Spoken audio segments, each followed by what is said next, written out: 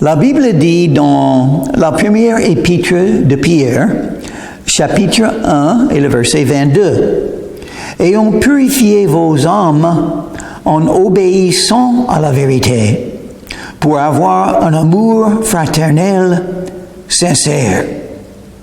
Aimez-vous ardemment les uns les autres, de tout votre cœur. » Deux choses, on peut dire dans verset 22. « Ayons purifié vos âmes en obéissant à la vérité. » D'être pur,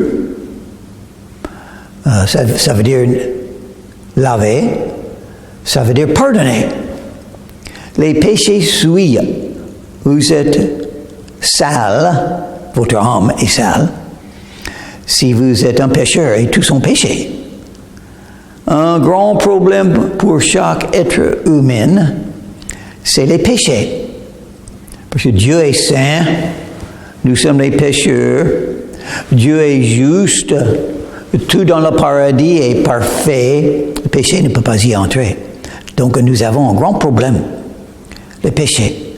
Oh, mais Dieu a la capacité de résoudre le problème. Il peut purifier, anéantir tout péché, les mettre loin de nous, afin de ne pas les voir, comme s'ils ne sont pas là. Le pardon des péchés, la miséricorde de Dieu, purifier, l'âme purifiée, parfois en Jésus, par l'obéissance à la vérité. Parce que la vérité, c'est un appel. La vérité, Jésus est mort pour vous. La vérité, Jésus vous aime. La vérité, Jésus aimerait bien vous sauver. La vérité, l'Esprit de Dieu vous appelle à venir à Jésus. Donc, pour venir à Jésus comme ça, il faut l'obéissance. Pour deux raisons. On vient à Jésus pour te pardonner des péchés, mais on vient à Jésus aussi parce que maintenant on est soumis à Jésus. On veut commencer à le suivre et à faire sa volonté et obéir ses commandements, ses ordonnances, ses enseignements. C'est une attitude d'obéissance, de soumission. Et donc on peut avoir la purification de l'âme. Le résultat, pour avoir un amour fraternel sincère.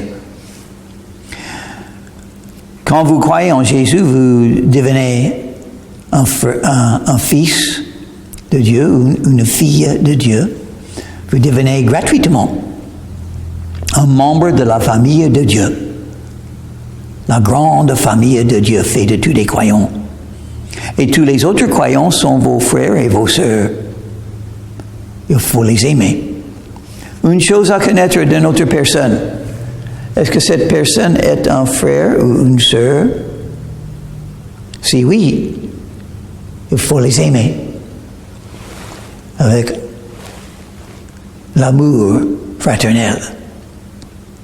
Il faut aimer les uns les autres, c'est un des commandements de Jésus. L'amour fraternel, l'amour chrétien. L'amour entre les croyants comme les frères et les sœurs les plus près, les plus proches.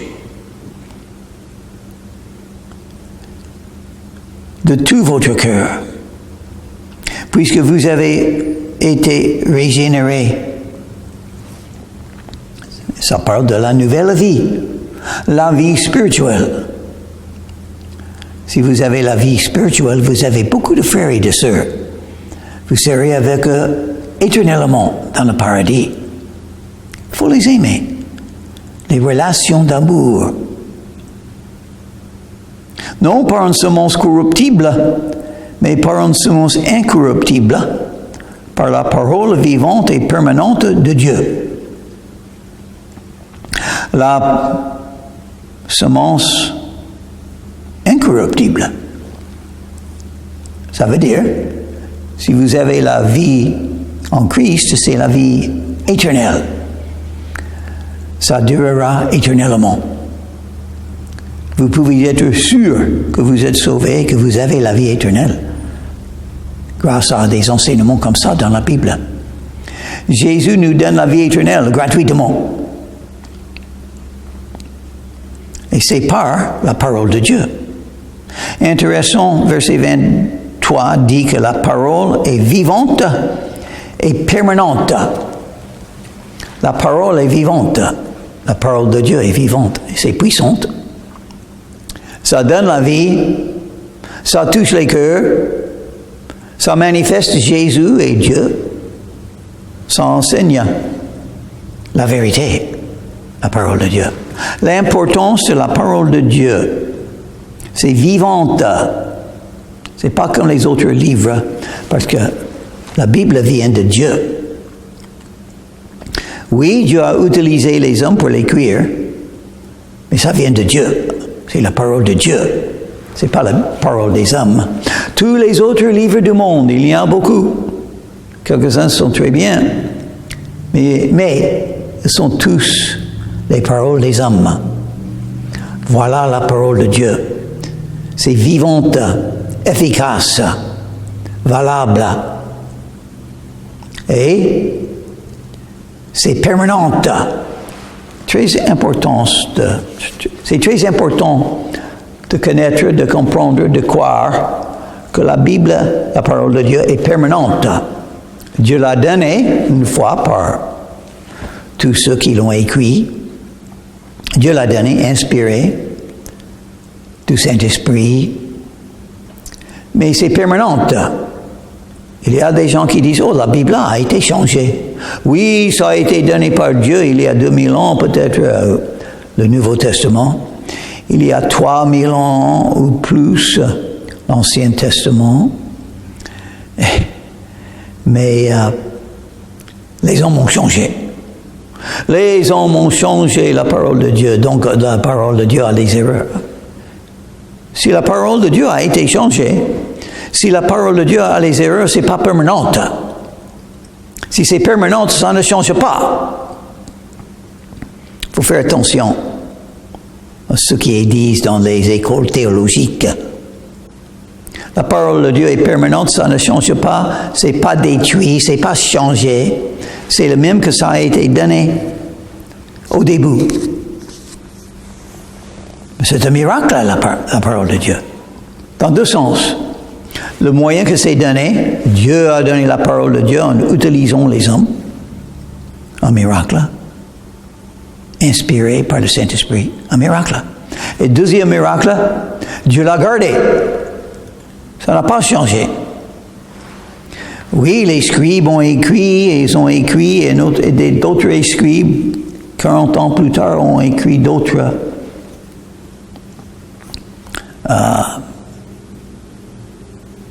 copies, mais sans erreur, selon la Bible.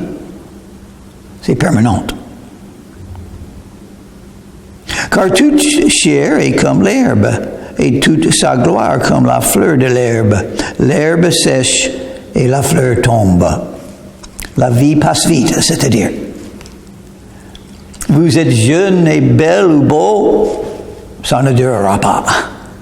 Vous êtes fort avec beaucoup d'énergie, ça durera 80 ans, 90 ans, 100 ans, pour quelques-uns. Mais vous allez tomber. Vous allez périr. Vous allez mourir. Et après 30 ans, vous commencerez à affaiblir les forces physiques. Heureusement, si vous êtes croyante, vous pouvez toujours croître dans la foi et devenir plus fort dans la foi toute la vie sur la terre. Ça, c'est l'objectif. Mais la vie humaine, la vie terrestre, ça se passe. Ça s'en va.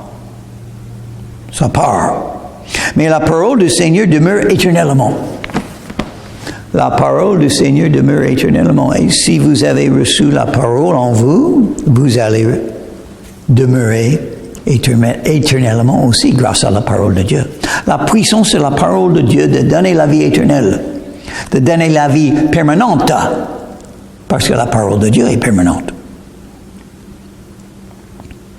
Et cette parole est celle qui vous a été annoncée par l'Évangile, la bonne nouvelle.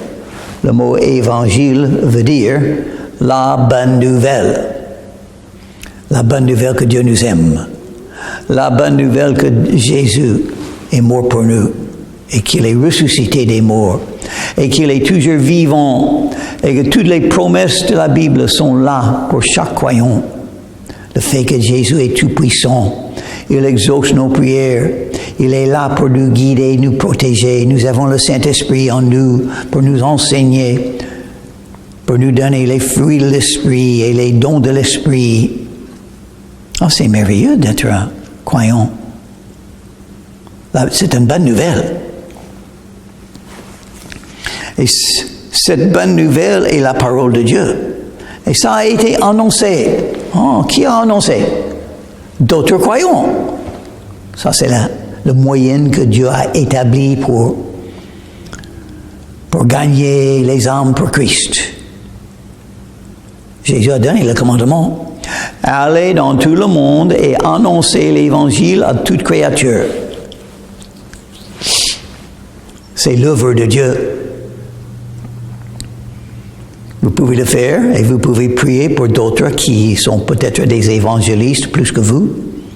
Vous pouvez chercher à être un évangéliste, quelqu'un qui donne l'Évangile. Comment croire sans entendre? Comment entendre sans quelqu'un qui annonce l'Évangile? Impossible. C'est le moyen de Dieu. C'est la manière que Dieu a établie pour que l'Évangile soit répandu, annoncé, reçu, cru dans le monde. Cette parole est celle que vous a été annoncée par l'Évangile. Par exemple, moi, il y a 56 ans, quelqu'un m'a lu Romains chapitre 10 et verset 13.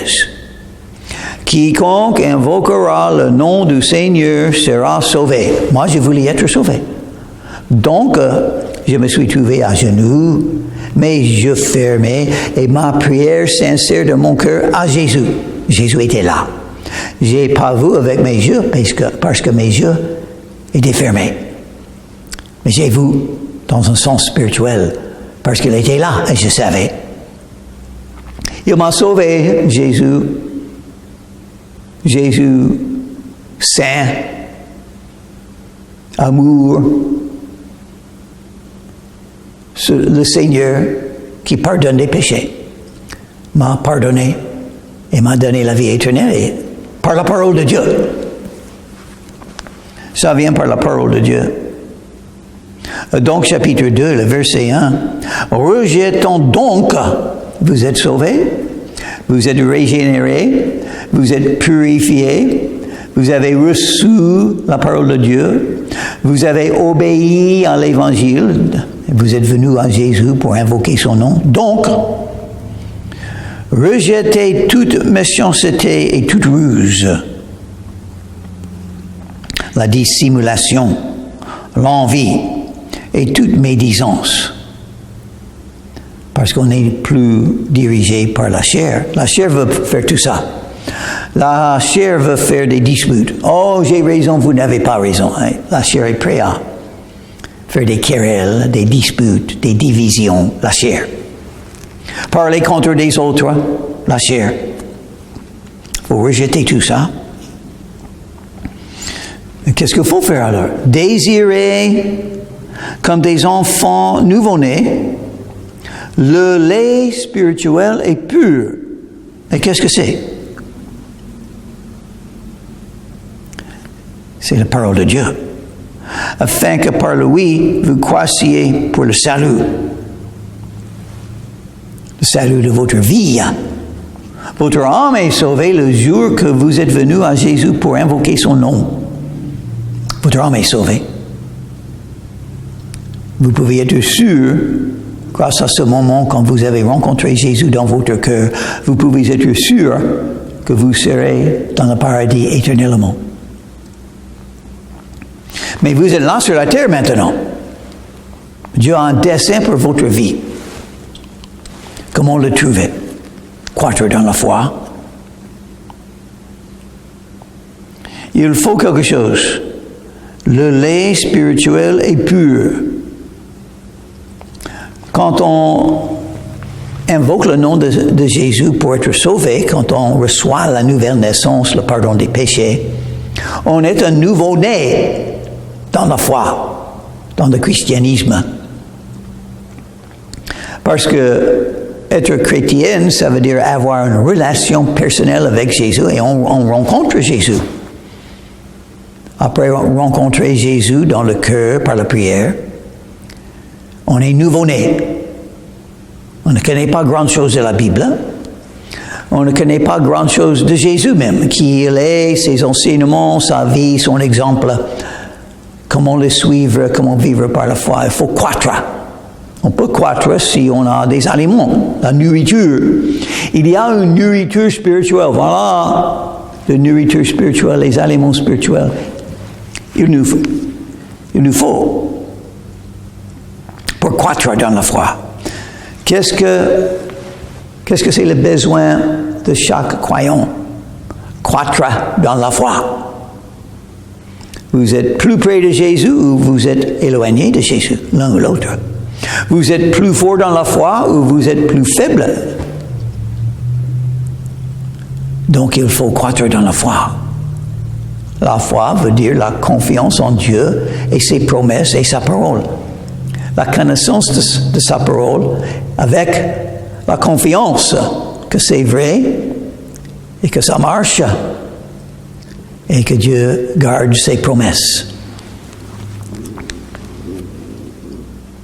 Si vous avez goûté que le Seigneur est bon, oui, c'est pour les croyants. La Bible est plutôt pour les croyants.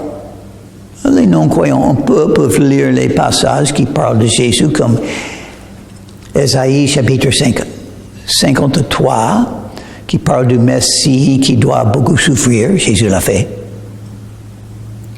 Vous pouvez lire Genèse chapitre 1 qui parle de la création, le fait que Dieu a tout fait. Il y a des gens qui croient dans l'évolution, la théorie d'évolution.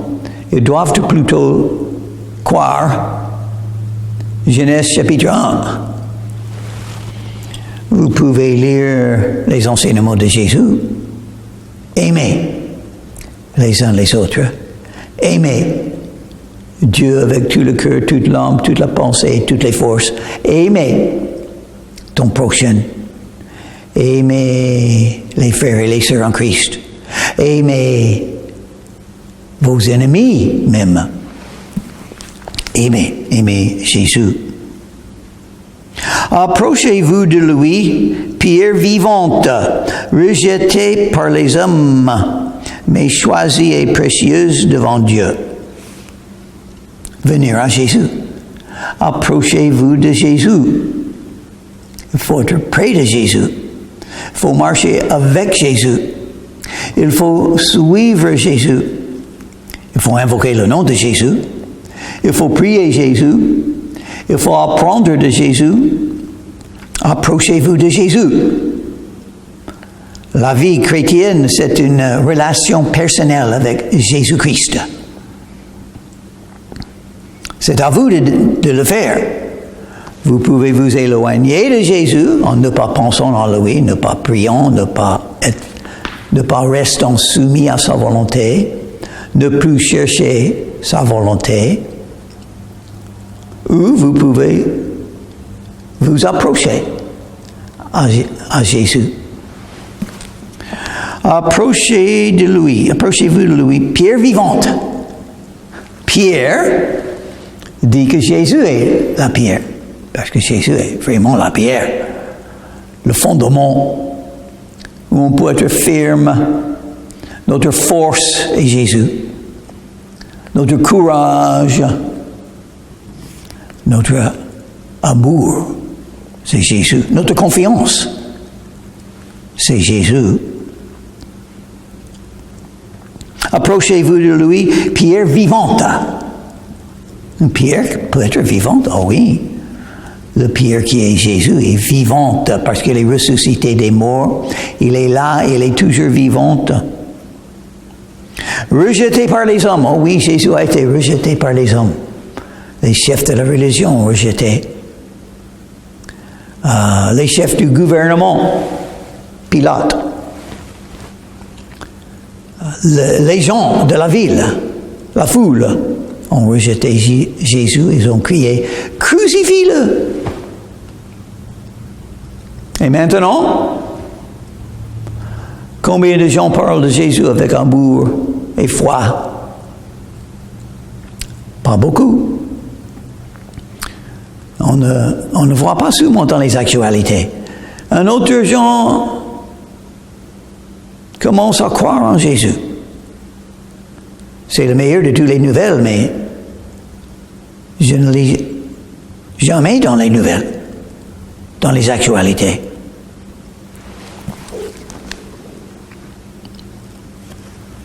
Mais choisie et précieuse devant Dieu. Ah, bien sûr. Choisis le Messie, celui qui a été envoyé, celui qui a tout vaincu. Nous sommes tous tombés, nous avons tous failli. Nous n'avons pas gardé la parole de Dieu comme il faut, mais Jésus l'a fait. Innocent, sans péché, il a tout fait. Il a tout obéi.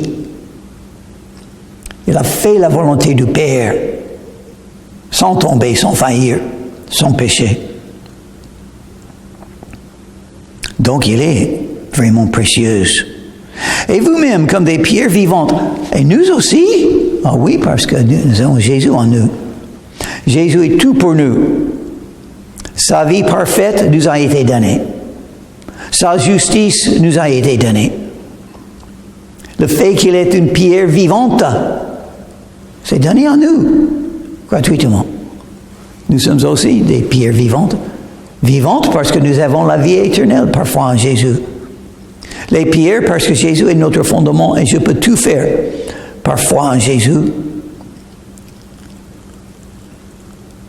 J'ai toute confiance. Il peut faire des miracles, peut-être. Il choisira de faire un miracle par moi.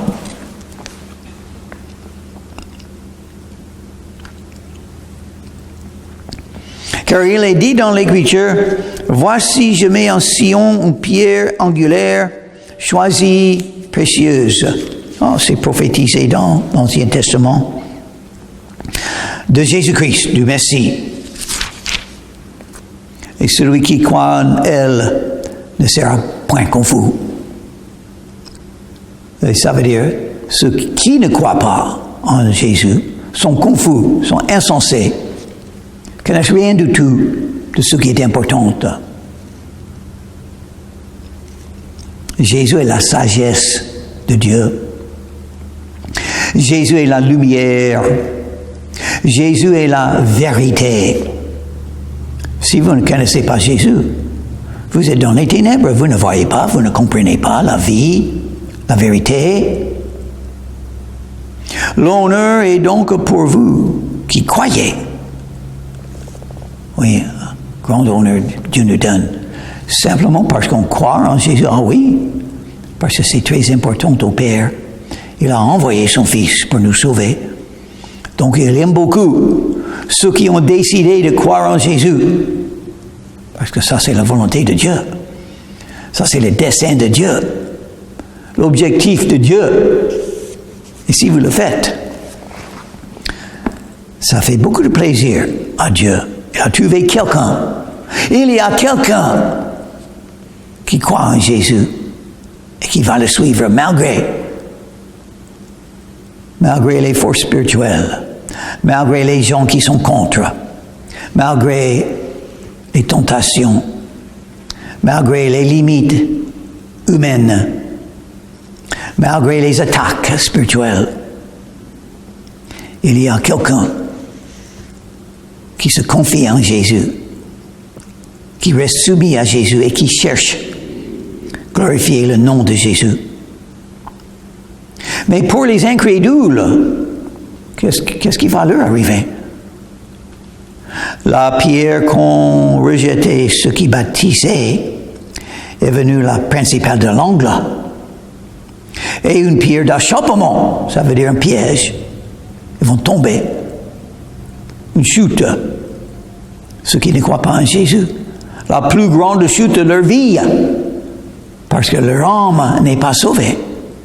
Parce que leur avenir n'est pas par là, c'est par là. Le feu. Et un rocher de scandale.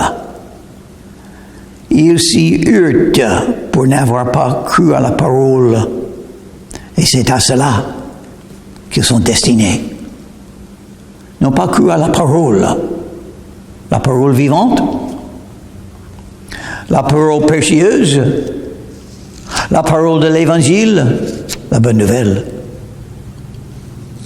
la parole qui demeure éternellement. Verset 25 de chapitre 1 nous a dit, la parole du Seigneur demeure éternellement. Donc, ceux qui rejettent la parole du Seigneur ne demeurera pas éternellement. Pas dans le paradis. Verset 9.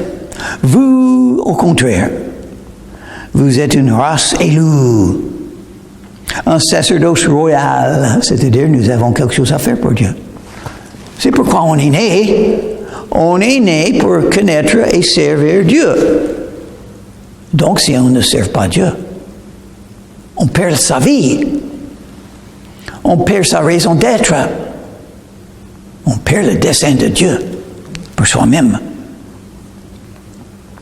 Une nation sainte. Oui, c'est la seule nation qui demeurera éternellement. Le royaume de Dieu est sainte. Sainte. Dieu est saint, nous sommes pécheurs. Mais Dieu fait de nous les saints. Gratuitement. Alors, Dieu aimerait bien qu'on puisse être comme Jésus, jamais faillir, jamais pécher. Mais malheureusement, nous avons tous péché.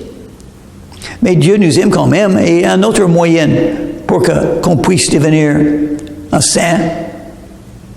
Dieu le dit. Le jour que vous croyez en Jésus, Dieu dit de vous, voilà un saint. Il est saint parce que Dieu le dit et Dieu peut tout faire. Il peut dire à un pécheur, vous êtes saint maintenant. Simplement parce que Dieu le dit. Il peut dire ce qu'il veut. Dieu peut croire ce qu'il veut. Et il croit que vous êtes saint parce que vous croyez en Jésus. Il décide que vous êtes saint. Il vous donne la position d'un saint, malgré le fait que vous n'êtes pas encore saint dans votre vie quotidienne, dans votre conduite.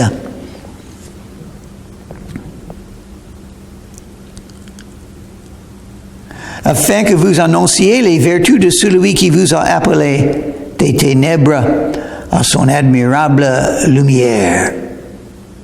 Vous êtes sortis des ténèbres, vous êtes venus à la lumière, donc il faut le dire. Jésus a fait quelque chose pour vous, il faut l'annoncer. Vous avez appris quelque chose de Dieu, il faut dire aux autres ce que Dieu vous a enseigné. Vous qui autrefois n'étiez pas un peuple et qui maintenant êtes le peuple de Dieu. Oh, c'est bien ça, n'est-ce pas? Les peuples de Dieu. On appartient à Dieu. Pourquoi on appartient à Dieu? Parce qu'il nous a rachetés. Et qu'est-ce qu'il a payé pour nous racheter? Le sang de Jésus était le prix. Vous êtes rachetés par le sang de Jésus, le sang précieux de Jésus-Christ, racheté. Et vous appartenez maintenant à Dieu. Donc, vous dites, Seigneur, que veux-tu que je fasse? C'est ce que Paul a dit. Si vous voulez venir à Jésus,